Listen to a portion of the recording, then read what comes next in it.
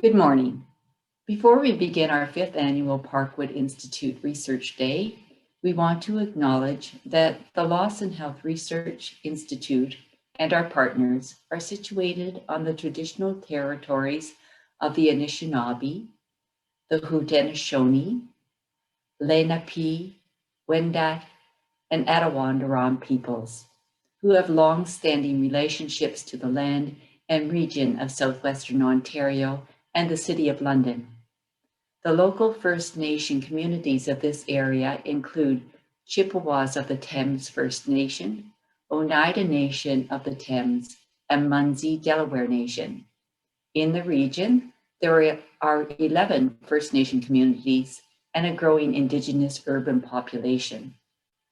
We acknowledge both the historical and ongoing injustices faced by Indigenous peoples in Canada and commit to actively listening to, learning from, and building relationships with our Indigenous allies. We value the significant historical and contemporary contributions of local and regional First Nations and all of the original peoples of Turtle Island, North America. Good morning and welcome to Parkwood Institute Research Day. I'm Dr. Arlene McDougall and I'm the Parkwood Institute Research Mental Health Theme Lead.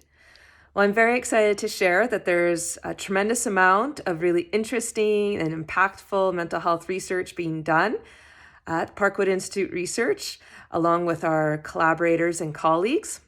And this includes a variety of topics ranging from ecotherapy and eco-spirituality and its clinical application in patients at the Southwest Centre for Forensic Mental Health Care in St. Thomas, to the use of harm reduction strategies in addressing crystal methamphetamine use in the hospital setting, as well as a number of new interventions and solutions focused on youth mental health, and the use of smart technology to support people to live and thrive in the community who are experiencing chronic and persistent mental illness.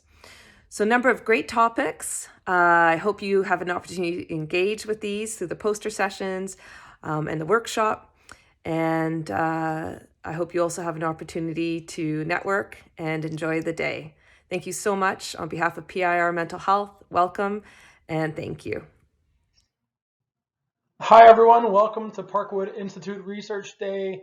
My name is Jeff Weiler. I am the coordinator for the Gray Center for Mobility and Activity, and it's my pleasure to share with you the accomplishments and the initiatives within PIR's Mobility and Activity theme that were achieved in 2020. So the Mobility and Activity theme is comprised of Lawson researchers who are housed primarily here at Parkwood Institute, as well as a number of researchers from Western University.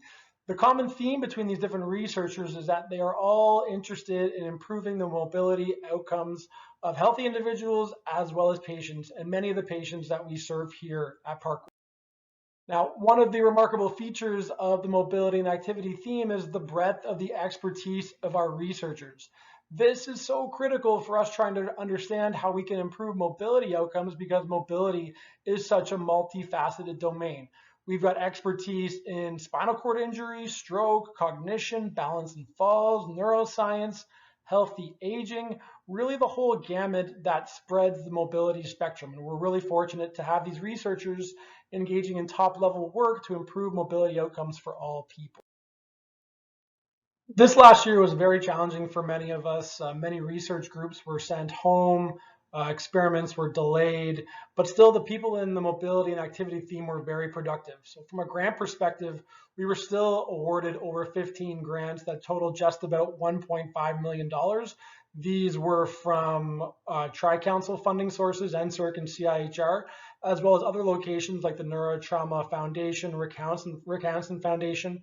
These funds will be used for basic research in mobility, also for clinical trials or community engagement initiatives, as well as how to implement best practices within a clinical setting. One of these grants was awarded to Dr. Heather McKenzie, who is a physiatrist working here at Parkwood Institute.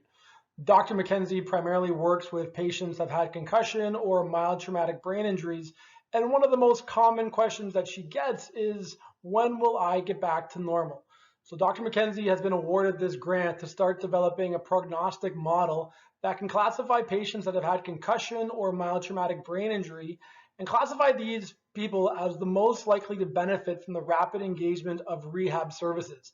This would expedite these individuals' time to recovery, as well as also hopefully identify the individuals who might be most at risk for persistent symptoms over time. In terms of publications, and again, despite the worldwide pandemic, individuals within the mobility and activity theme were remarkably productive. We published over 100 peer-reviewed articles in the last year, and these were in very different types of journals, from Age and Aging to Disability and Rehab, Journal of Neurophysiology, Journal of Neuroscience, Neurobiology of Aging. Remarkably diverse types of research was done in the last year, despite the fact that many of us had to complete this research from home. One of the publications I'd like to highlight came out of Dr. Montero Dasso's lab just a few months ago, and they were in charge of a multi-site clinical trial that had the gait and cognitive assessment of individuals that had Parkinson's, mild cognitive impairment, Alzheimer's disease, Lewy body dementia, as well as healthy controls.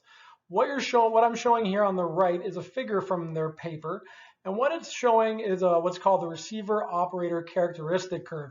You don't have to be too concerned about how you generate one of these curves, but the black line that's on a 45-degree angle just shows chance discrimination. And this red line was created to show that individuals that have Alzheimer's disease have a better chance of being classified as Alzheimer patients by analyzing their gait variability, or their step-to-step time and movement variation as they walk across a censored platform. This is really, really interesting work because it shows that gait variability can be used as a marker to identify those with cognitive cortical dysfunction and can be used to identify ultimately those with Alzheimer's disease. 2020 also saw the start of the Gray Center for Mobility and Activity. This center has been established by a $7.5 million donation by William and Lynn Gray, and is being used to establish a new clinical and research hub at Parkwood that really focuses on mobility. Planning and developing a new center in a worldwide pandemic has been challenging, but despite those challenges, there are many exciting things to report. We are in the process of recruiting a chair position for the Gray Center. This person will be involved in the leadership of the center, as well as run their own world-respected research program. Dr. Sue Peters will be joining the Gray Center starting June 1st. Dr. Sue Peters is a researcher that's finishing up a postdoctoral fellowship. She's primarily interested in rehabilitation after stroke. And we are also in the process of doing some major space development at Parkwood Institute. In the next number of months, we will be engaging with many stakeholders on how we can change the infrastructure of Parkwood, Maine to really facilitate a new mobility center that can really integrate clinical research, clinical care, and education to best serve the mission of our center. And that concludes my summary of what happened in 2020 within the mobility and activity theme. I really hope you enjoy the rest of your day learning about all the different types of research that happened at Parkwood over the past year. Thank you. Good morning. This is the update for the PIR Research Day on the Cognitive Vitality and Brain Health theme. I'm Michael Borry, and these are the researchers under this theme at Parkwood Institute. Dr. Bangu has received funding from AMOSO for his orthostatic hypotension. He's also the lead investigator for the AHEAD study in people with preclinical Alzheimer's disease. Through the Cognitive Clinical Trials Group, we continue with the ADNI study funded by NIH, and we are the lead site for the Compass ND study, 30 sites across the country. We're also involved with a number of clinical trials in early Alzheimer's disease. Dr. Finger is the co-principal investigator for the GenFi study, looking at the combined investigation of clinical, MRI, genomic and epigenomic biomarkers funded by CHR. And she's also developed a collaborator on a study looking at a non-invasive early biomarker of Alzheimer's disease. She is also the lead investigator for a multi-center trial, the FOXY trial, looking at oxytocin for empathy deficits and apathy in people with frontotemporal dementia, and phase 2 will be starting this year. The Dale Crichton Brain Biobank will look at clinical history, brain, blood, CSF, and imaging in people with neurodegenerative disease and people who are concussed but are cognitively healthy. Dr. Montero Odasso has completed the recruitment for the Synergic trial, has moved on to Synergic Home and Synergic 2, funded by CHR, and is collaborating with Dr. Finger on the Gait and Balance platform using wearables at home, funded by Andre. Dr. Morrow has a randomized controlled trial looking at mixed amphetamine salts for cognitive impairment in people with multiple sclerosis, and is examining a screening tool for cognitive impairment in the MS participants in a clinic setting. She also has 2 publications, one under review. Dr. Pasternak continues to recruit participants into the Ambroxol study for treating people with Parkinson's dementia.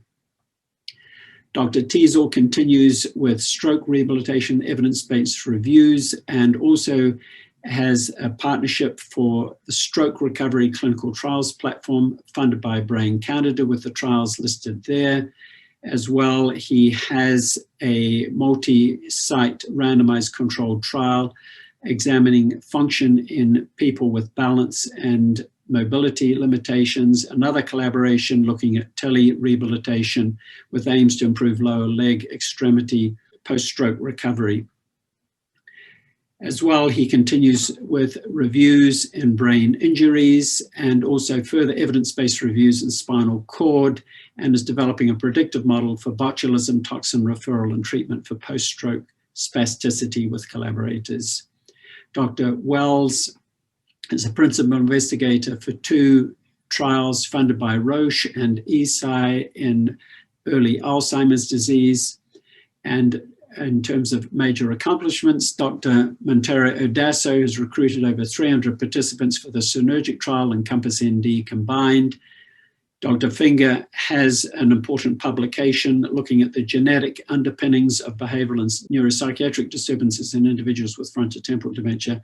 And Dr. Pasternak has passed the 3/4 point recruitment for Ambroxol study and now has an approved phase 2 trial in Lewy body disease. Through the CCNA, with the 30 sites across the country, we have recruited 50% of the original clinical cohort. We've also had a number of data releases and more expected later this year. Thank you. So good morning and welcome to the 5th Parkwood Institute Research Day. And for the 2nd year running, it's going to be different. I really miss the ability to get together in person, to explore an exciting idea with the young scientists next to their poster and the whole camaraderie of science. But there are benefits to going virtual. You don't have to be in London, Ontario to enjoy the science. And I hope today's activities are going to be shared by many researchers and partners around Canada and beyond. The backdrop of pandemic and social restrictions is also bringing an urgency to much of the research that happens at Parkwood. Our clients have been hit the hardest over the last year. The elderly, those with poorer mental health, that has reduced their resilience, those with mobility issues who've been limited to their homes now for over a year. It's not just the immediate impacts of COVID that need intensive and timely research, but the likely legacy of poor health, both physical and mental, for years to come. This pandemic is different because we haven't experienced one for over 100 years. The last one was the Spanish flu, and that's beyond living memory now. And that was the final insult after the trauma of a world war. Samuel Pepys in the 1660s took plague in his stride because it cycled back every 20 to 30 years and it was an ever-present risk. And Pepys wrote in his diary how he'd gone into Westminster to buy a new wig, but he hadn't worn it yet because it was made from human hair and he wanted to wait for any contamination to dissipate.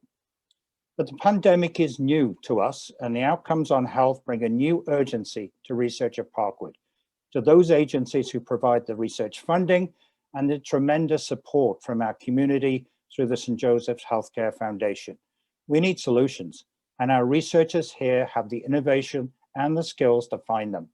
So I hope you enjoy the vibrancy of the research on display today at Parkwood. Thank you for participating. Good morning, I'm Jody Younger, Vice President, Patient Care and Quality at St. Joseph's Healthcare London. And on behalf of our senior leadership team, would like to welcome you this morning to our Parkwood Institute Research Day, moving toward better health, mobility, activity, and brain health. As you know, mobility and activity is a massive strategic priority for us here at St. Joseph's. So we hope that you're going to enjoy the wide range of sessions today, including our keynote presentation by Dr. McElroy and how brain health relates to physical activity, sleep, and mobility. I know that with all the screen time I've personally had during the pandemic, I am definitely noticing a correlation on the lack of moving around and how functional my brain cells feel, especially after a day of back-to-back Zoom meetings. So I think more now than ever, we have an appreciation for this. Of course, we also have 4 amazing breakout sessions that will be following our keynote. And personally, I really hope you spend some time interacting with poster presentations on your breaks.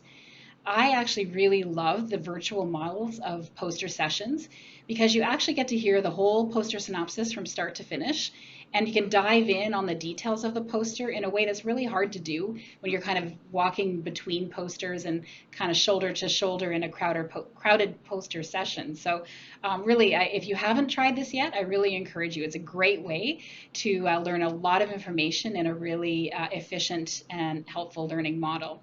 And we also have a large number of our students who participate in these poster sessions who've worked really hard and I know appreciate engagement and feedback on their research. So thank you for spending some time doing that. Thank you to all of the organizers for bringing us all of the sessions today and the great work that they've done to host the meeting. And I hope that everybody learns a lot and you're energized by everything you get to hear today, even though you are on a Zoom meeting back to back. So take some time to stretch as well. Have a great day, everybody.